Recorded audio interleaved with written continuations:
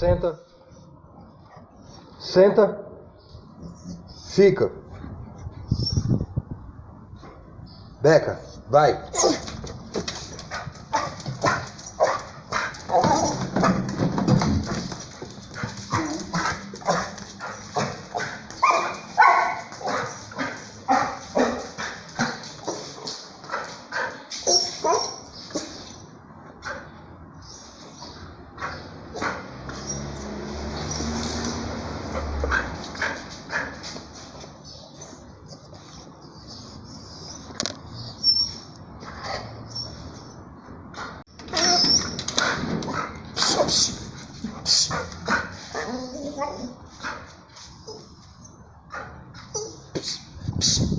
Senta. Senta. Senta. Senta.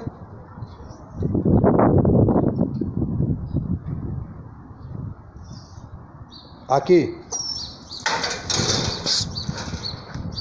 Muito bem.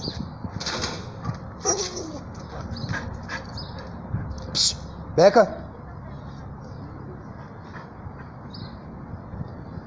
E olha que eu pego só no final de semana. E nem é todos os final de semana. Só quando eu venho aqui na minha mãe. Olha o comportamento dela. E eu comecei o manejo com ela tem pouco tempo. Então essa aqui é a quarta, quinta vez que eu tô saindo ela para dar um passeio. Beca, livre.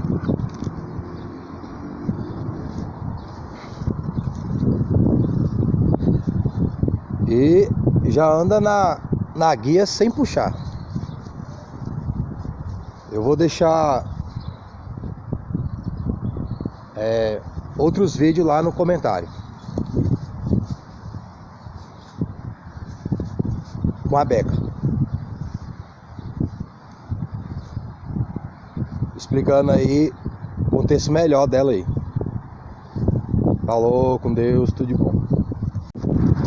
No final do vídeo anterior, ali Dog Box, Pitbull fugindo do combate, eu coloquei uma situação de uma criança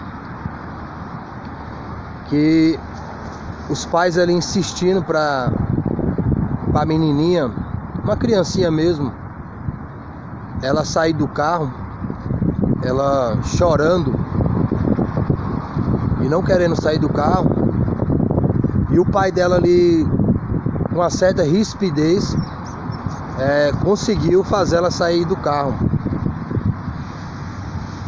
E eu querendo entrar no meu, então eu esperando ali a família sair do carro tal, para me poder abrir a porta do meu e entrar, porque a mãe dela tinha saído ali do lado do passageiro e aguardando ela sair, né? E ela chorando, não querendo sair. Aí quando ela sai do carro, eu tô assim próximo ao meu. Aí ela olha pra mim, né? Ela pequenininha, bem pequenininha mesmo. Ela levanta a cabeça, olha pra mim, começou a sorrir e deu um oi, sorrindo. E eu, de uma forma bem sutil, né? Eu falei pra ela assim: seu sorriso é lindo. E ali ela não chorou mais e saiu com os pais dela sorrindo. A mãe dela ficou me olhando assim meio intrigada, né? E o homem assim, o pai da criança meio sem graça, porque eu não fui ríspido com a criança. Eu falei de uma forma diferente. Eu levei a criança a não estar chorando de uma forma diferente do que o pai dela estava fazendo. Não estou dizendo aqui que o pai dela agiu errado. O pai dela alcançou o objetivo, que foi tirar ela do carro. mas não conseguiu fazer ela se sentir bem ao ter saído do carro. Eu não estou falando que uma criança é um dog. Eu acho que a pessoa com o mínimo de inteligência pode entender esse contexto, tanto aqui como no vídeo anterior. Dog box, pitbull fugindo do combate. Baruch encontrou um pitbull e o pitbull fugiu. Você quer ver esse vídeo? Veja esse vídeo anterior. Tá lá mostrando lá com imagem e eu explicando a situação em si. Então algumas pessoas elas têm o adestramento como se fosse tipo um bico, uma coisa qualquer. Não, mas envolve muito estudo, envolve estratégia, envolve inteligência e envolve uma psicologia para subjugar, vamos assim dizer, a psicologia e a inteligência do dog. Porque os dogs, mesmo no seu instinto, há ali uma inteligência, há ali uma estratégia. E você deve conhecer a psicologia do dog para discernir a melhor estratégia. Então, você conhecendo a mente do dog, você pode usar situações a qual venha levá-lo a lhe obedecer. É isso que o adestramento ele proporciona.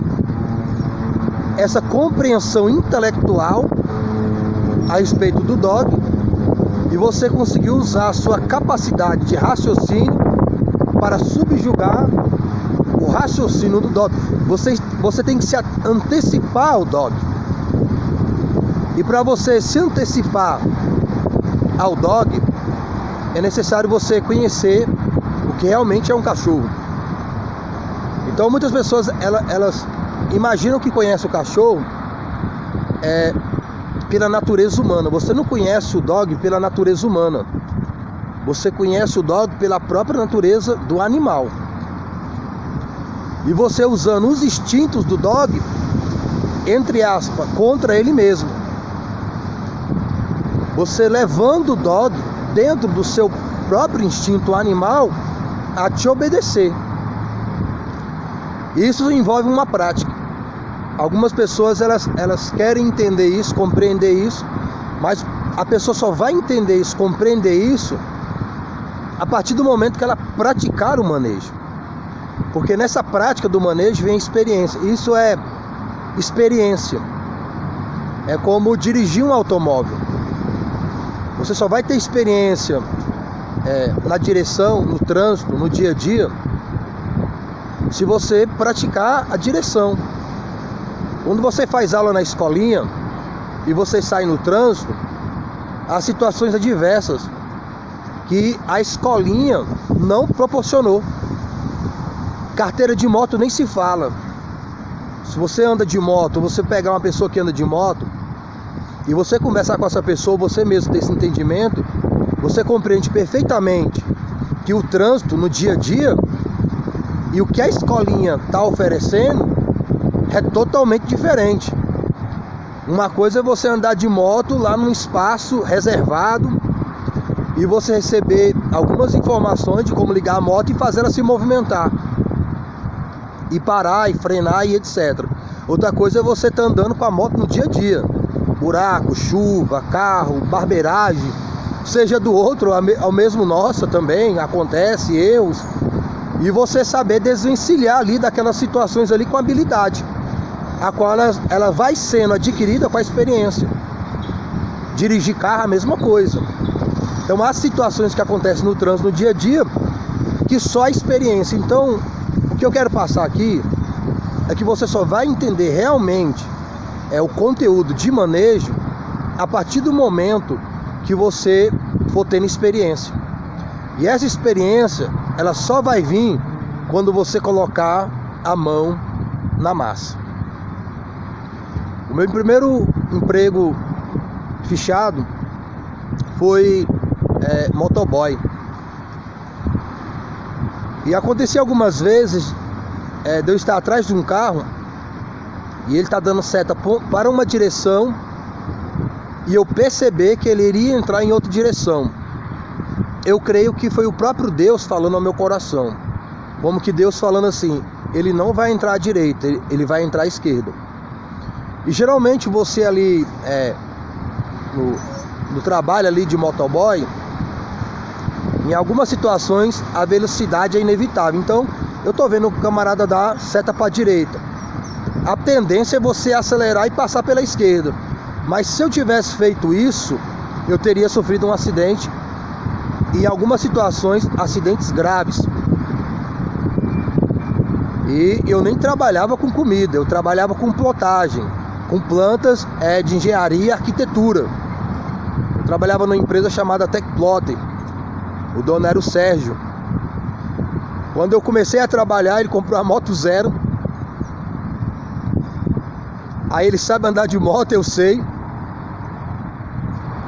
E eu tinha acabado de tirar a carteira.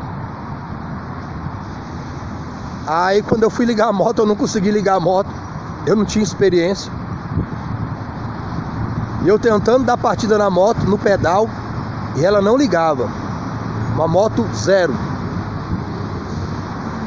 Aí eu falei pra ele, e ele do meu lado. Eu falei, a moto não tá boa não. Mas eu falei aquilo como se eu entendesse alguma coisa de moto. Eu falei assim, não tô como se eu entendesse. Eu tinha que passar confiança pra ele, né? Porque eu já tinha perdido o emprego anterior, que o dono era um açougue, e ele queria que fizesse entrega de moto. E ali ele contratou 5 estagiários, eu estava incluído, e ele foi dispensando as pessoas. Aí ficou eu e outro. E ele gostou do meu trabalho, do meu serviço. E ele perguntou se eu sabia andar de moto. Aí eu falei pra ele assim, mais ou menos. Aí o outro já falou, não, eu sei. Aí ele ficou com o emprego, eu saí. Então eu falei assim, eu tenho que mostrar confiança. Aí quando ele me perguntou sobre se eu sabia andar de moto, eu sabia, mas eu não tinha experiência. Mas eu falei como se tivesse. E eu falei pra ele como se eu conhecesse de moto. Eu falei assim, ó, a moto não tá boa não. Ele, como é que a moto não tá boa? Se a moto ela é 0 km. Falei, pois é, então devolve lá na concessionária que não tá boa não, ela não liga aí, ó. Aí eu dei partida, a moto não ligou.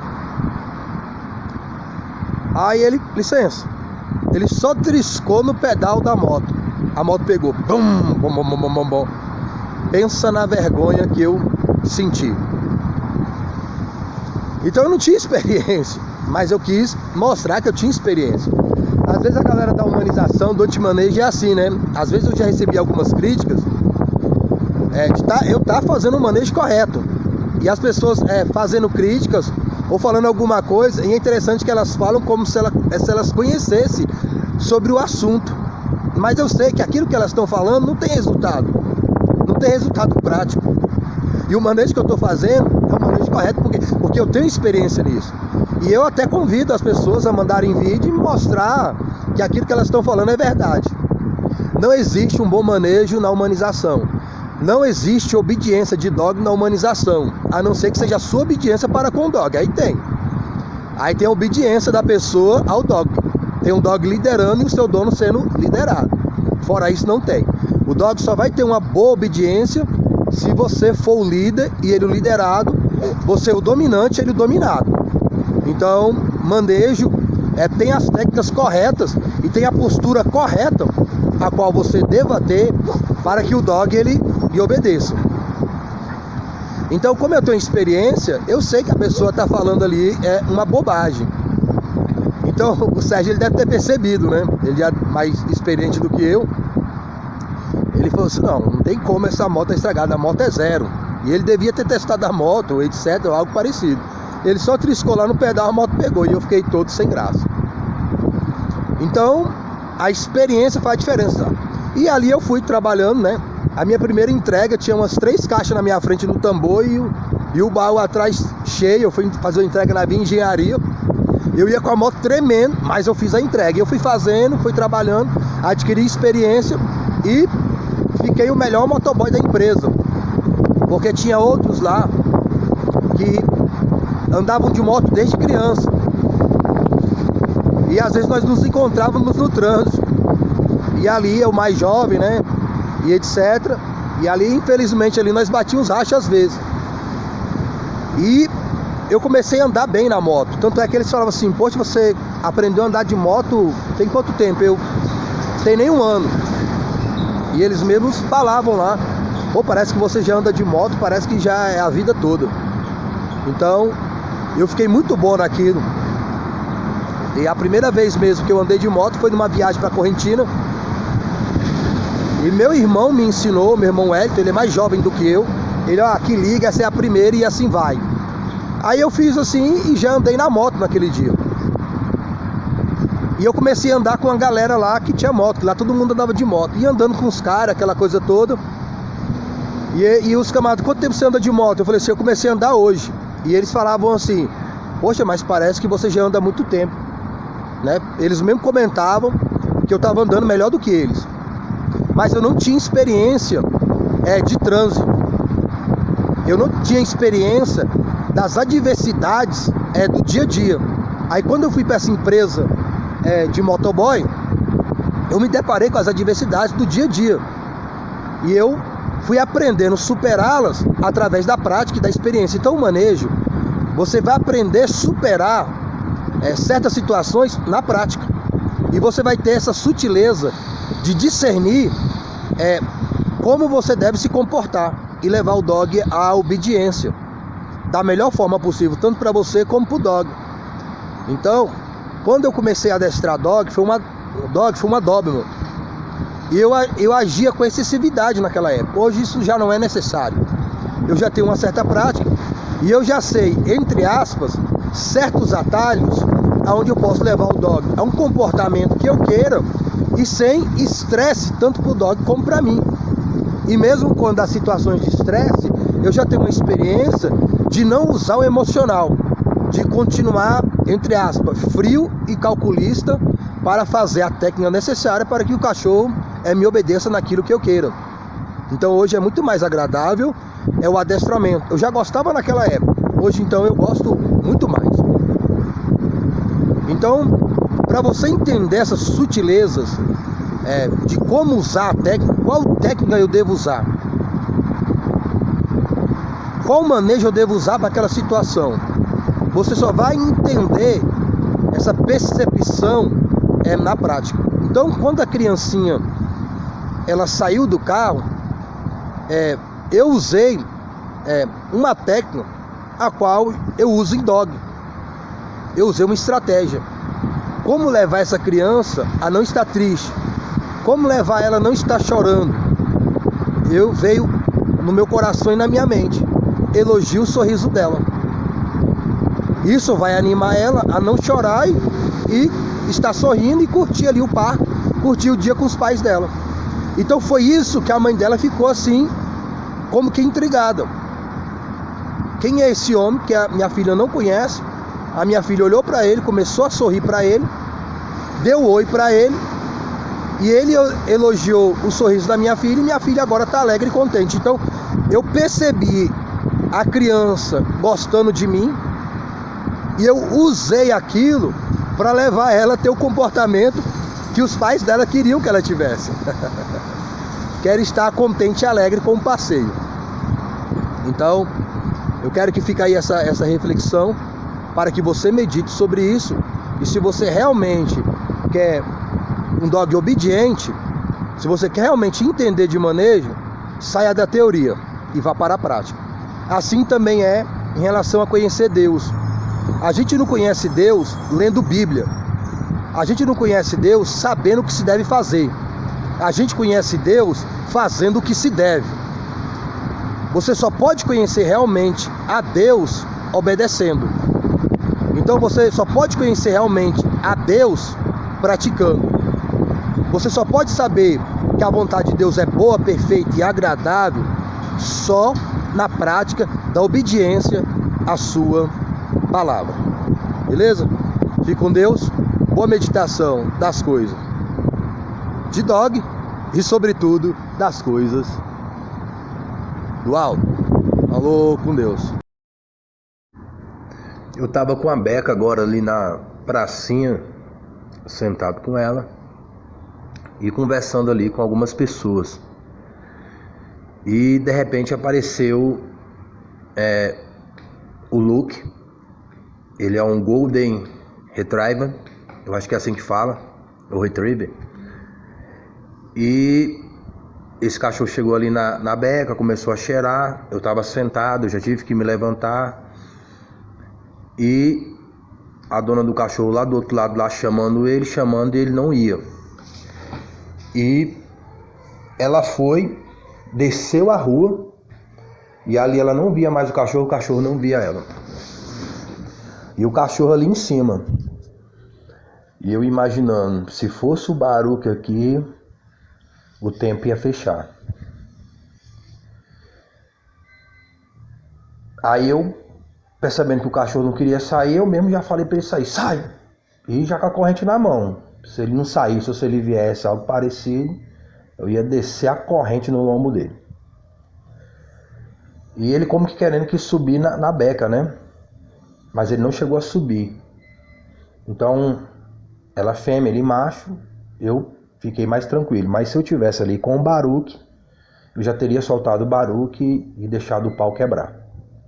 Aí conversando com as pessoas ali na praça, elas já conhecem esse dog. E esse dog eu fiz um vídeo dele, comentando sobre ele. Eu vou deixar lá no comentário.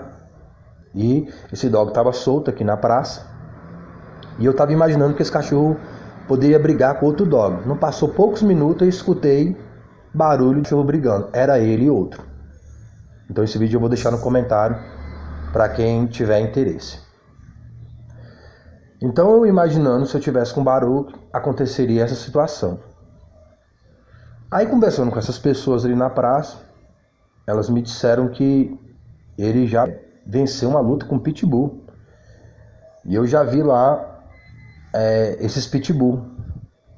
Disse que o camarada escutou do portão lá e disse que ele pegou esse Pitbull e machucou esse Pitbull. Ou Staffordshire ou a seleção vinda ali do Staffordshire e do Pitbull original. Mas como nós conhecemos, entre aspas, é um Pitbull. Então, e eu vi os cachorros, né, tem um certo porte e ele venceu. Então esse cachorro está acostumado a estar brigando e está vencendo. Então eu acredito que a dona está bem à vontade em relação a isso.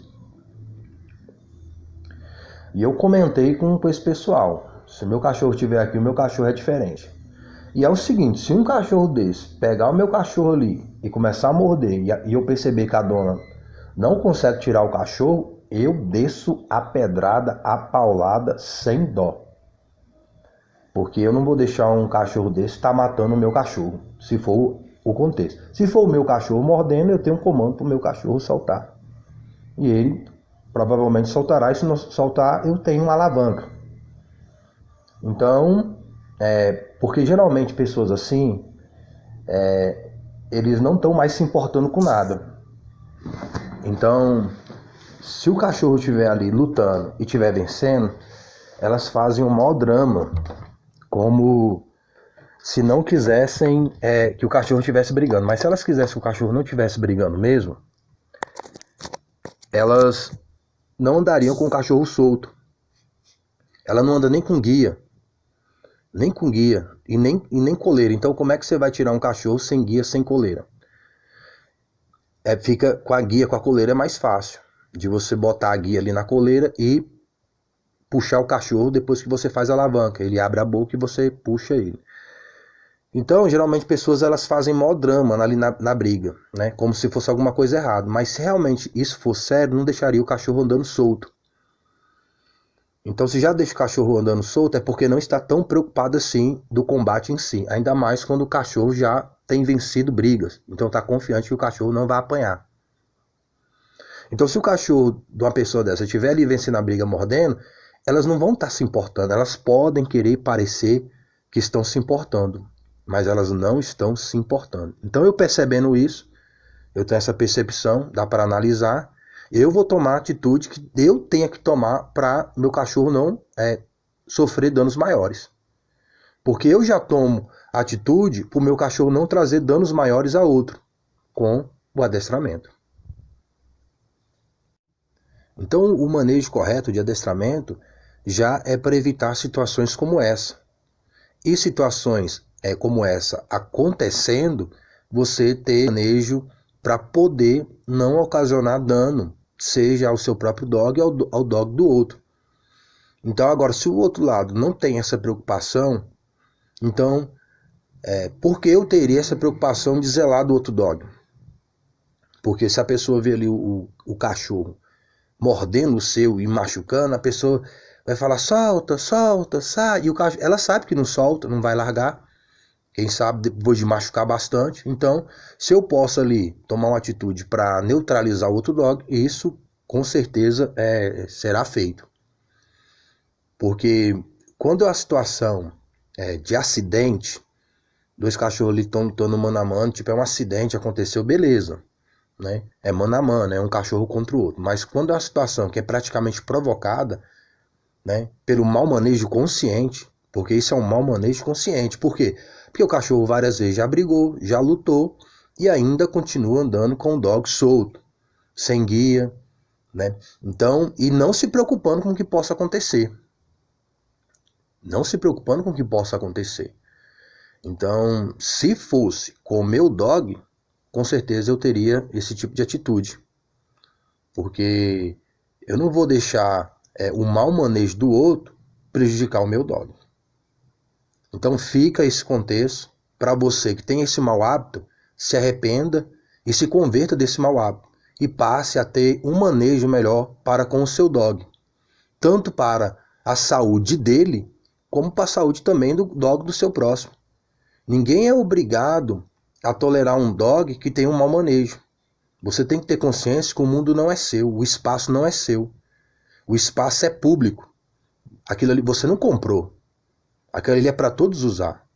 Então eu estava ali sentado, eu tive que me levantar, ficar puxando a beca na guia, machucando a cachorra, né? Por causa do cachorro ali rodeando. Eu fui gravar para mostrar as imagens. E quando eu fui enxotar o cachorro sair, meu celular ainda caiu no chão. Graças a Deus não quebrou. Mas eu poderia ter perdido meu celular por causa do mau manejo do outro. Então eu ainda poderia ter um prejuízo financeiro por causa do prejuízo do outro, do mau manejo do outro. Então as pessoas não são obrigadas a aceitar que o seu cachorro venha cheirar, pular em cima delas. A pessoa não quer. Eu não queria que um cachorro se aproximasse ali da gente, começasse a pular em cima da beca. Eu não queria que um cachorro começasse a me cheirar. Eu não queria que um cachorro viesse brincar comigo, se esse fosse o contexto. Então, o cachorro não morde. As pessoas não é obrigado a acreditar que seu cachorro não morde. E ainda que seu cachorro não morda. É o espaço da pessoa. O seu cachorro está invadindo o espaço da outra pessoa. E você tem que ter controle sobre isso. As pessoas não é obrigada a aceitar aquilo que você pensa ou aquilo que você quer. Ou aquilo que você considera certo. É certo para você, mas não é certo para o outro. Talvez seja certo seu cachorro ir lá na outra pessoa, cheirar outra pessoa, cheirar o cachorro, ficar pulando. Mas a outra pessoa não considera isso certo. Isso deve ser respeitado. E o meu canal traz contexto como se evitar situações como essa. Com o manejo adequado e o manejo correto. Beleza? Fique com Deus. Fique com essa meditação a respeito do dog. E façam prática aquilo que vocês têm aprendido aqui para que possa trazer um bom manejo para o seu dog e não trazer prejuízo a outras pessoas pelo seu mau manejo. Então, existem pessoas que infelizmente também não querem aprender. Alguns aprendem só da maneira mais difícil. E infelizmente pessoas assim se consideram como vítima, porque eu comentei ali com as pessoas. Se aquele cachorro ele não sai dali e eu começar a acertá-lo com uma corrente, um pedaço de pedra, um pedaço de pau, a dona vai achar ruim. Mas a situação só está acontecendo, se acontecesse, porque ela está com mau manejo. Eu estou ali, sentado, quieto, eu não estou mexendo com o cachorro dela, eu não estou mexendo com ela. Ela está com o cachorro solto, não tem a liderança, porque ela chamou o cachorro não foi. Só foi quando eu enxotei o cachorro. E graças a Deus o cachorro respeitou a minha liderança e a minha dominância. Mas se ele não tivesse respeitado, eu teria que usar força física. Não, e depois logo mais, passou um tempo ali eu conversando com as pessoas, outra pessoa com cachorro com dog solto. Eu ainda comentei, esse dog tá ali, o outro tá subindo. Um tá vindo com o dog solto de um lado, outro tá com o dog solto de outro. Confronto. Então, e tem a questão também da doença. Se o dog tiver com alguma doença, que às vezes nem o próprio dono sabe, tem doenças que são transmissíveis, não só a dog, mas a pessoas também. E tem também, no caso da dog estar no cio, se a dog estivesse no cio, ia querer subir na cachorra de todo jeito. E às vezes eu só falando ali verbalmente, o cachorro não ia recuar. Ele ia querer subir na cachorra de todo jeito. Então você tá andando com sua dog, ela é fêmea, o outro tá solto, a dog tá no cio, o cachorro vai querer subir de todo jeito em cima da sua cachorra. Então existem situações assim que a pessoa deve analisar antes. Eu tava andando ontem, fui no mercado, quando eu tô voltando, eu tô vendo uma pessoa encontrando outra e ela tava com a cachorra e a cachorra subindo com as patas nela. Cachorro pisa em fezes, cachorro pisa em urina, cachorro anda, passa seu esgoto, água suja. O cachorro ele lambe suas partes íntimas. O cachorro lambe a parte íntima de outros dogs. Aí o cachorro sobe em cima de você e começa a te lamber todinho. Então as pessoas não discernem, elas não param para pensar sobre isso. Você aceitaria uma pessoa pisar em você? Por quê? Porque você imagina que o pé da pessoa está sujo. E de um dog que anda em vários lugares na grama, pisa em cocô, pisa em urina, pisa em gota, água suja, etc. Ele lambe a si mesmo. Depois você vai deixar o cachorro lamber seu rosto, lamber sua criança. Então são coisas assim que as pessoas têm que parar para discernir. Ele não morde. Mas a questão não é só o cachorro morder. A questão é questão de higiene também. E também de prevenção de acontecer uma fatalidade no caso de combate contra o dog ou agressão. O cachorro se sentir ameaçado e atacar, seja por outro dog, por você ou até por uma criança. Tem pessoas que têm alergia, tem criança que pode ter alergia a pelo de dog. E o cachorro se aproxima. Se você estiver numa pracinha e você vê um cachorro solto, você vai logo pegar o seu filho no colo. Você não vai sentir a vontade. Ele não morde. Aquilo ali não tira o medo do outro. A pessoa não é obrigada a acreditar que ele não morde. E você está falando que ele não morde. Porque cachorro, até onde eu sei, tem boca. E não é só para comer, não. E também não é só para latir, não. Cachorro tem boca e tem dente para morder, para atacar, para se defender. Então, você que tem um dog nessas condições, você deve tomar mais cuidado nesse mau manejo. Ele é péssimo para todos e para você também, porque pode acontecer uma fatalidade, uma agressão entre pessoas por causa do seu mau manejo nesse contexto. Beleza? Fique com Deus e mais uma vez, boa meditação das coisas de dog e sobretudo das coisas do alto. O supremo sacerdote judaico é simplesmente um homem como qualquer outro, porém é escolhido para falar por todos os outros homens naquilo que ele tem a tratar com Deus. Ele apresenta as ofertas deles a Deus e oferece a ele o sangue dos animais que são sacrificados para cobrir os pecados do povo e os seus próprios pecados também. E porque é homem, pode tratar com bondade os outros homens, embora estes sejam insensatos e ignorantes, pois ele também está rodeado das mesmas tentações e compreende muito bem os problemas deles. Outra coisa a ser lembrada é que ninguém pode ser supremo sacerdote só porque deseja ser. Tem de ser chamado por Deus para este trabalho, da mesma forma como Deus escolheu Arão. Foi por isso que Cristo não se elegeu a si próprio para a honra de supremo sacerdote. Não, ele foi escolhido por Deus. Deus lhe disse: meu filho, hoje eu o dignifiquei. E noutra ocasião, Deus lhe falou: você foi escolhido para ser sacerdote para sempre, da mesma classe que Melquisedeque. Ainda mais, enquanto estava aqui na terra, Cristo suplicou a Deus, orando com lágrimas e agonia de alma ao único que o salvaria da morte prematura. E Deus ouviu as orações dele por causa do seu intenso desejo de obedecer a Deus em todos os momentos. Embora Jesus fosse o Filho de Deus, teve de aprender por experiência própria o que era obedecer. Quando a obediência significa sofrimento, foi depois desta experiência, quando ele provou que era perfeito, que Jesus se tornou doador da salvação eterna a todos os que lhe obedecem. Lembre-se que Deus o escolhera para ser supremo sacerdote, da mesma classe que Melquisedeque. Existe muito mais que eu gostaria de falar nestas linhas, mas vocês parecem não prestar atenção. Portanto, é difícil fazê-los compreender.